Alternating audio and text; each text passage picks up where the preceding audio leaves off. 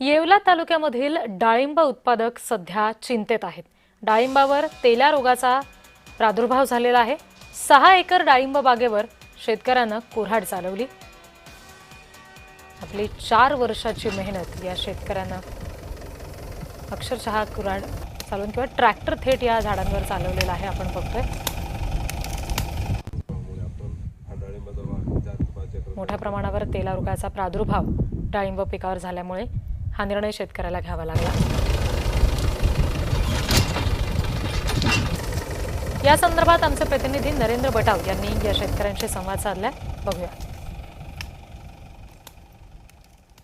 आता बदलत्या हवामानाचा फटका आता सर्वच पिकांना बसताना दिसत आहे। आपण बघितलं तर येवला तालुक्यातील जळगावनीवर भागात आलेला अक्षरशः उभ्या डाळिंब बागाच्या पिकावर ट्रॅक्टर चालवण्याची व कुऱ्हाड चालवण्याची वेळ डाळिंब उत्पादक शेतकऱ्यावर आलेले आहेत। अक्षरशः हा वेळ का आलेली आहे? आपल्यासोबत हेच डाळिंब उत्पादक शेतकरी, काय सांगाल की अक्षरशः बाग तोडताय का?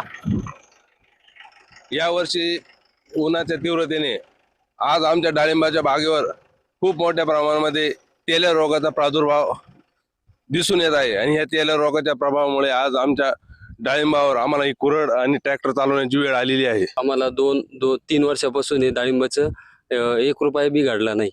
किती नुकसान झालं असं? तसा साधारणपणे 25 ते 30 लाख रुपये नुकसान झालंय आमचं। नरेंद्र बटाव, महाराष्ट्र न्यूज, येवला, नाशिक।